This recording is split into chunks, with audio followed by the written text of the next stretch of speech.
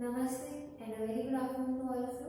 तो हमने last class में ऑर्गेनोजेनेसिस और गैस्ट्रुलेशन वाला पार्ट देख लिया था, ठीक है। तो आज का न्यू टॉपिक है extra embryonic membranes. Extra embryonic क्या बोलना चाह रहा है यहाँ पे, जो एम्ब्रियो का पार्ट है, ठीक है, एम्ब्रियो के अलावा जितना भी बाहर की तरफ पार्ट बच रहा है उसमें क्या क्या चेंजेस आएंगे और कैसे मेम्ब्रेन्स में एक तरीके से कन्वर्ट हो जाएगा, ठीक है। तो अगर आपको याद हो तो हमने लास्ट क्या बोला था कि ब्लास्टुला स्टेज थी। वो जो ब्लास्टुला स्टेज थी उसमें दो लेयर्स थी। एक तो था इनर मास है जो बिल्कुल अंदर की तरफ प्रेजेंट थे, जो कि एम्ब्रियो को फॉर्म करने वाले, लेकिन उसके बाहर की तरफ ट्रोफोब्लास्ट प्रेजेंट थे और बीच में एक कैविटी थी, ठीक है। तो अब जो सिर्फ इनर मास सेल है उसके अलावा हम जितना भी पार्ट देखते हैं, कैविटी वाला, ट्रोफोब्लास्ट वाला, वो सब क्या करने वाला है, एक्स्ट्रा एम्ब्रियोनिक मेम्ब्रेन्स का फॉर्मेशन करने वाला, ठीक है। तो अभी जो एक्स्ट्रा एम्ब्रियोनिक मेम्ब्रेन्स है ये चार है। चार कौन कौन सी, कोरियन, ठीक है, yolk sac, देन एम्ब्रियन एंड एलेक्टोइड्स, ठीक है। सबसे बाहर वाली से स्टार्ट करते हैं, दैट इज कोरियन। ये जो कोरियन है, ठीक है, अगर आप इसका सबसे ऊपर वाला ये स्ट्रक्चर देख पाए तो दैट इज विलाय, कोरियोनिक विलाय बोलते हैं इसको। अब बिल्कुल यहाँ पे प्रेजेंट है मदर का यूट्रस और यहाँ से हमको पूरा एम्ब्रियो को कनेक्ट कराना है। तो कौन आ रहा है उसके लिए, कोरियन आ रही है। यानी अगर ये कोरियोनिक विलाय नहीं होते तो वो जो अटैचमेंट होने वाला है एम्ब्रियो का वो नहीं हो पाता। तो वो कौन करवा रहा है, दैट इज कोरियन। तो सबसे पहला फंक्शन अपन बोल सकते हैं कोरियन का क्या है कि वो एनकरेजमेंट करवा रहा है मदर के यूट्रस के साथ, किसका, एम्ब्रियो का। अगर दूसरी बात पूछी जाए कोरियन किसकी बनी है, तो दैट इज ट्रोफोब्लास्ट, ठीक है। जो आउटर मोस्ट लेयर थी, दो तीन वाले लेयर्स थे ट्रोफोब्लास्ट की, वो क्या बना रहे हैं, कोरियन को बना रहे हैं। अब एक काम हो गया एनकरेजमेंट का। दूसरा काम, क्योंकि ये जोड़ रहा है और बिल्कुल यहीं से प्लेसेंटा स्टार्ट होगी, मदर और एम्ब्रियो का कनेक्शन बनेगा, ठीक है। तो दूसरा उसका काम क्या हो जाएगा, न्यूट्रिशन लेना, एक्सक्रीशन करवाना, रेस्पायरेशन में हेल्प करवाना। तो सब कुछ कौन करवाया है, लास्ट कोरियन, क्योंकि ये कनेक्शन बिल्डअप करवा रहा है। तो ये सारे फंक्शन भी ऑटोमेटिकली कोरियन के हो गए, ठीक है। अब अंदर की तरफ आए तो यू कैन सी एम्ब्रियन, ये वाली लेयर है, दिस इज एम्ब्रियन, ठीक है।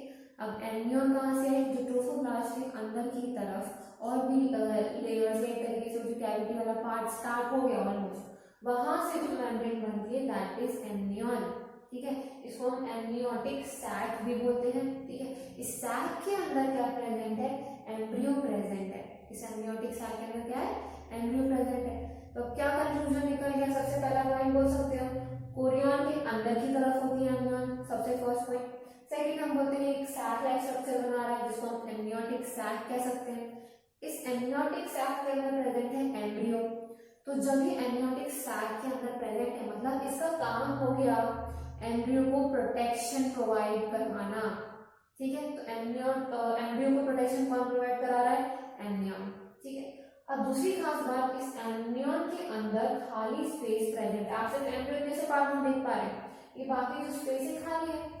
तो इस खाली स्पेस को बोलते हैं एम्नियोटिक कैविटी, ठीक है। अब एम्नियोटिक कैविटी कुछ खाली रखने को तो होगा नहीं, कुछ तो प्रेजेंट होना चाहिए इसके अंदर। इसके अंदर प्रेजेंट होता है फ्लूइड जिसको हम बोल देंगे एम्नियोटिक फ्लूइड, ठीक है। तो कुछ रीजन से होना चाहिए फ्लूइड। क्या है इसका काम एम्नियोटिक फ्लूइड का, ये जो एम्ब्रियो है उसको मैकेनिकल इंजरी से प्रोटेक्ट करवाना, ठीक है। यानी अगर कोई शॉक लगा मदर के थ्रू, ठीक है, तो वो वोम तक या एम्ब्रियो तक सीधा सीधा ना पहुंच जाए, एम्ब्रियो को ना डिस्ट्रॉय कर दे, किस तरीके से हार्म कर दे, उसके लिए क्या प्रेजेंट रहता है, एम्नियोटिक फ्लूइड, ठीक है। अब एक और काम है एम्नियोटिक फ्लूइड का, क्योंकि एक तरीके से क्लोज करवा रहा है, उसके अंदर एम्ब्रियो को प्रोटेक्ट करवा रहा है। तो अब देखिए एक तरीके से टेम्परेचर भी रेगुलेट हो रहा है सैक के अंदर। तो दूसरा काम क्या हो गया, टेम्परेचर रेगुलेट करवाना इस एम्ब्रियो के लिए, ठीक है, बॉडी को।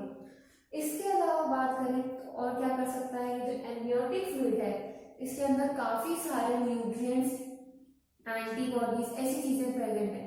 तो एंटीबॉडीज, आयरन, न्यूट्रिएंट्स, अलग अलग चीजें जो रहेंगी, फैटी एसिड, वो क्या करेंगी, अगर वजाइना के थ्रू, फीमेल के अंदर वजाइना के थ्रू बैक्टीरिया, वायरस कुछ भी एंटर किया और यहाँ तक भी पहुंच चुका है, तो अंदर जाके डिस्ट्रॉय करवा दिया जाए, उसका पूरा ध्यान रखता है कौन, एमनियोटिक फ्लूइड।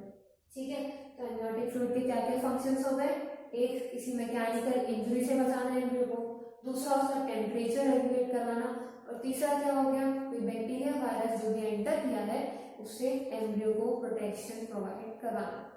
ठीक है, तो ये हो गया एम्ब्रियोन वाला पार्ट। अब बिल्कुल इस एम्ब्रियो के नीचे हम देख पा रहे हैं दैट इज योक सैक। ठीक है, तो योक सैक जो है ये क्या, एक तरीके से योक लिखा हुआ है यहाँ पे, तो किसी चीज से एक तरीके से न्यूट्रिशन मिल रहा है। ठीक है, तो एम्ब्रियो जहां से न्यूट्रिशन सब करता है दैट इज योक सैक, यानी ये उसका खुद का रिजर्वॉयर है। मैं ये नहीं कह रही कि न्यूट्रिशन कोई और से नहीं मिल रहा, न्यूट्रिशन बिल्कुल मिल रहा है, कहाँ से, कोरियोनिक विलाई के थ्रू, मदर के थ्रू। ठीक है, लेकिन ये तो उसका खुद का परमानेंट रिजर्वॉयर है, परमानेंट तब तक जब तक बाकी के एक तरीके से प्लेसेंटा और सारी चीजों का डेवलपमेंट नहीं हो जाता। ठीक है, तब तक इसका जो योग सेट है इसके पास रहेगा। तो योग सेट क्या कर रहा है, न्यूट्रिशन दे रहा है, जब तक बाकी जो रिजर्वॉयर्स हैं, जो प्लेसेंटा वाला पार्ट है वो इंक्लूड नहीं हो जाते न्यूट्रिशन देने के लिए। और जैसे ही योग सेट इस्तेमाल करता रहेगा तो धीरे धीरे जो योग सेट है वो कम होता चला जाएगा। ठीक है, तो योग सेट क्या कर रहा है, न्यूट्रिशन देगा। अब इसके बाद अगर हम देखें तो दैट इज एलेंटॉइड्स। एलेंटॉइड्स का काम किया है एक तरीके से, क्योंकि अपन देख रहे हैं बिल्कुल कोरियोनिक विलाई के आगे बिल्कुल प्रेजेंट है, तो ये क्या करेगी, प्लेसेंटा में फॉर्मेशन, यानी जब भी प्लेसेंटा का फॉर्मेशन होगा उसमें हेल्प करेगी। ठीक है, तो एलेंटॉइड्स का सबसे मेन काम हो गया प्लेसेंटा फॉर्मेशन। अब क्योंकि प्लेसेंटा का फॉर्मेशन करा रहे हैं तो उसको ब्लड वेसल्स बनानी पड़ेंगी, तो इसमें से बनती है बहुत सारी ब्लड वेसल्स। ब्लड वेसल्स आएंगी तो फिर कनेक्शन बिल्डअप होगा, कनेक्शन बिल्डअप होगा तो again nutrition, respiration, excretion, basically exchange करवाने में चीजों को ये हेल्प करवा पाएंगे। ठीक है, इसके काम क्या हो गए, ब्लड वेसल्स बनवाना, प्लेसेंटा का फॉर्मेशन करवाना, कनेक्शन बिल्डअप करवाना।